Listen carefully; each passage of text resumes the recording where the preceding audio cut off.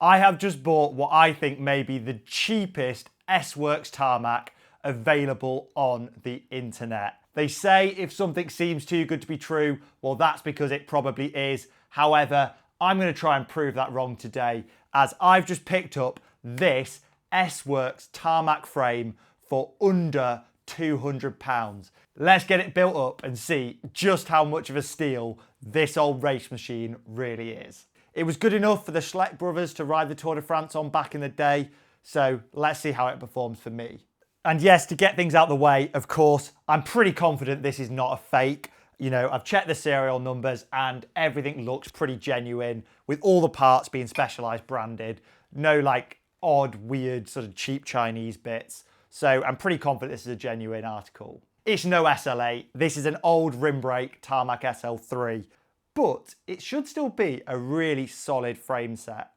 So first up, let's talk, how am I planning to build this bike up? In the theme of getting such a cheap frame, I want to keep this build as parts bin as possible. There'd be no point throwing on a load of expensive parts on such a cheap frame. So yeah, I'm gonna try and build this up with entirely things I can find lying around in the garage. So I know you can see it with a few parts on in front of you right now, but before I finish building it up properly, I'm going to show you just what the frame's weighing in at. So as you can see, the frame, fork and headset, along with bottom bracket and seat clamp, are clocking in at just shy of 1.5 kilos. And off camera, I did weigh the frame bare as well. However, I've managed to lose the footage and the frame was coming in at 880 grams. Now this is a size 56 or a large frame, so that's a pretty respectable weight, especially for that era, considering it is a painted frame set. So I reckon if you were to take some sandpaper to this frame, it would get even lighter. Currently, I've just got a frame set with a few parts on it in front of me. Let's talk my plans for this build, because I've got to really do it justice, don't I? So to start with, at the front end, I've got these aluminium bars that actually came on my Ribble titanium bike, and at 38 centimeters, they're going to fit the build nicely. I might swap these out for a nicer set of carbon bars if I can find some lying around. But onto my usual spec, I've got the Uno stem. This is a 120mm, which should be pretty perfect for the geometry to get the reach dialed in for my size. And yeah, you cannot go wrong with a good old Uno stem. It is pretty much slammed at the headset, but yeah, that's just the limitations of when you buy a second-hand frame. You've got to deal with how low they've chopped it in the past. In terms of brakes, I actually have a set of Ultegra 6800 generation rim brake calipers. I had these lying around. These actually came off my BMC hill climb bike when I swapped them for them dodgy EE brake clones. Propping me up is going to be the classic Elita 1 seat post, which is, along with the Uno stem, another one of my all-time AliExpress favourite parts. I will put some grip paste on that in a second, don't worry. Taking a look at the drivetrain then, and we've got this Specialized crankset with a Power to Max NG power meter. And you might be asking, like, what am I doing using this? Well, actually, this power meter I have had for years now, and actually was the first power meter I ever bought. I originally bought this power meter to run on my Time Eyes On back in the day that had a BB30 bottom bracket. And it got me through like my first few seasons of hill climb racing and sort of first time getting interested in training. But unfortunately, I had an issue with one of the cranks where the threaded insert failed on me. So I ended up taking this off the Time and swapping to a set of Favero Asioma pedals. I since then have found another set of these crank arms on eBay for about 30 quid, but I haven't managed to find a frame compatible with them. These cranks have a super narrow spindle and only will work with like a BB30 native frame, or in Specialized case, what they call OSBB, which is a slightly narrower version of BB30.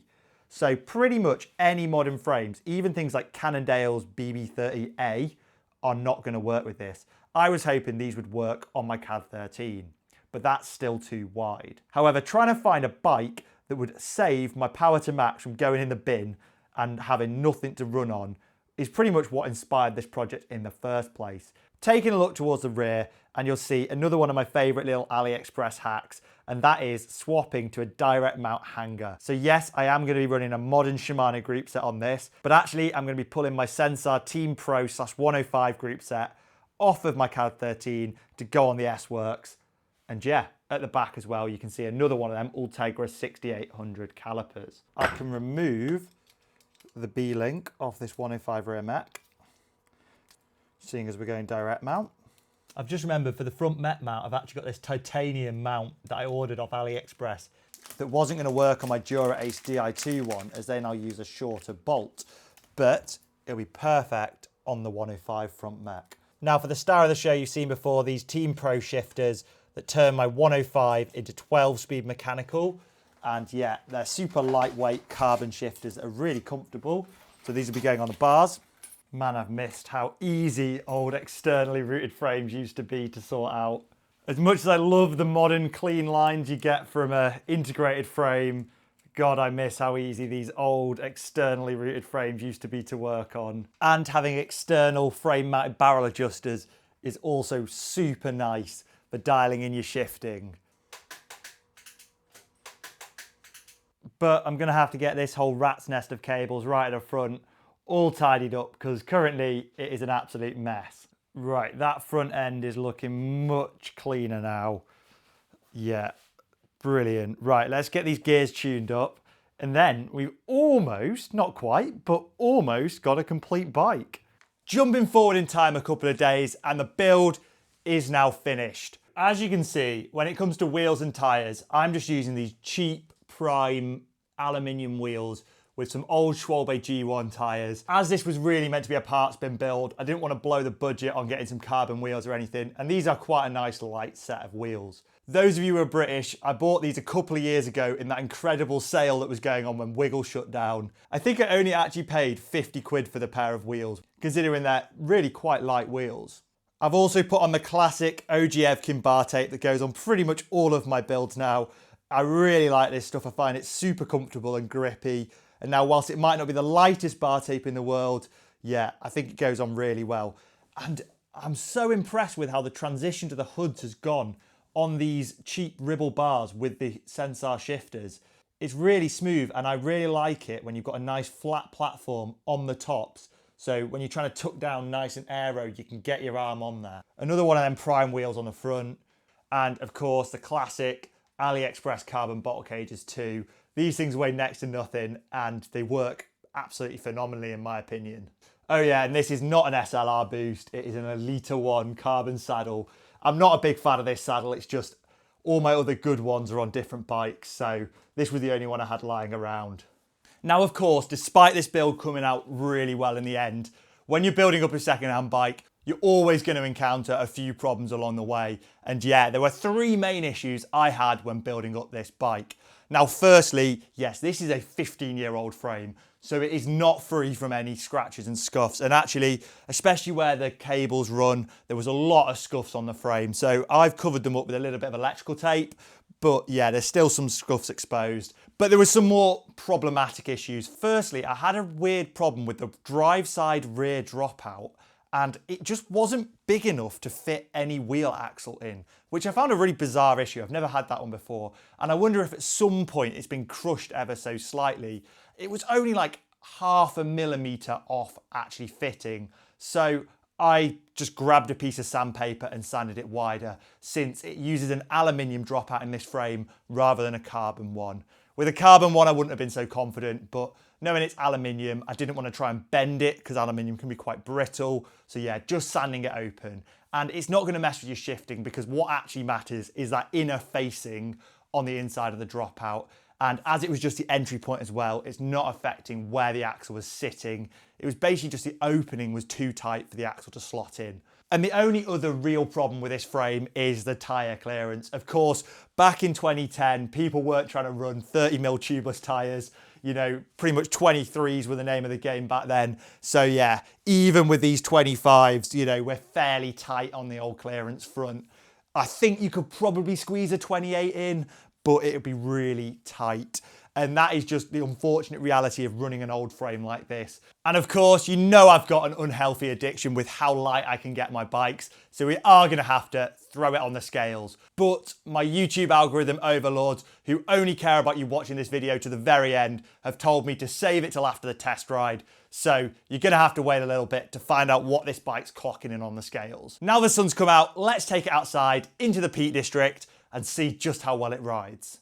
Well, the sun has started to shine and we're off up the cat on the S-Works.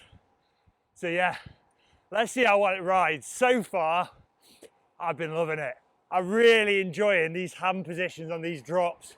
Really comfortable. But yeah, it's a good tailwind, so I think I might put a bit of effort in today, see what sort of time I can do. Wow, I have got this position right.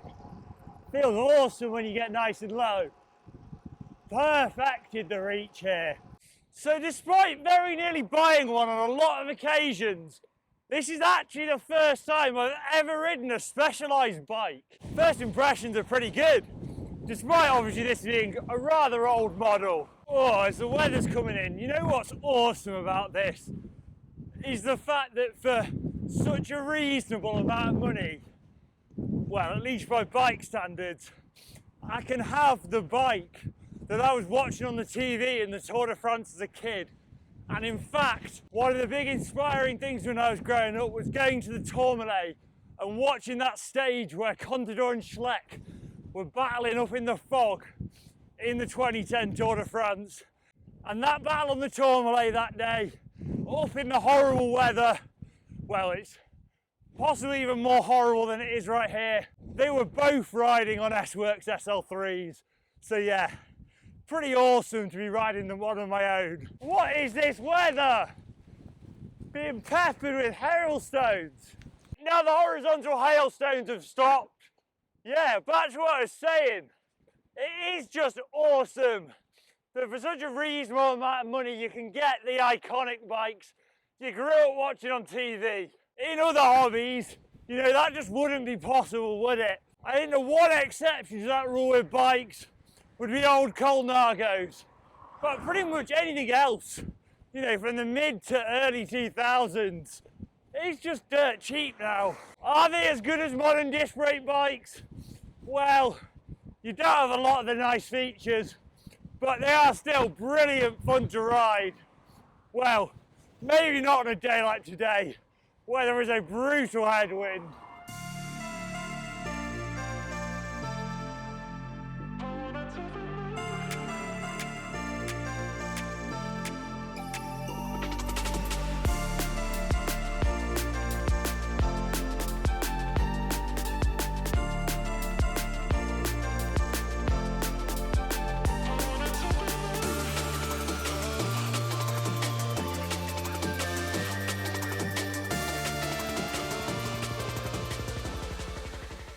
So now we're back from that absolutely horrific weather bike ride and I've finally warmed up.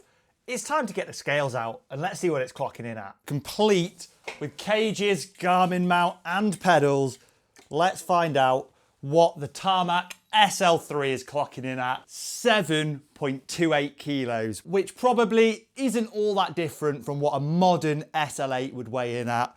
But obviously there you'd be having disc brakes, deep section wheels and an electronic group set. So it's not really comparable. But yeah, with some higher end components, this would be easily sub UCI weight limit, I reckon. While it was still a bike from 15 years ago and did ride like one, it was an incredible experience to get out on that S-Works. And you know, to own an S-Works for only £170. What's not to like about that, even if it means I have to run skinny 25mm tyres and rim brakes? Despite the weather's best effort to ruin that ride, the bike still really put a smile on my face and I did have a great time outside on it.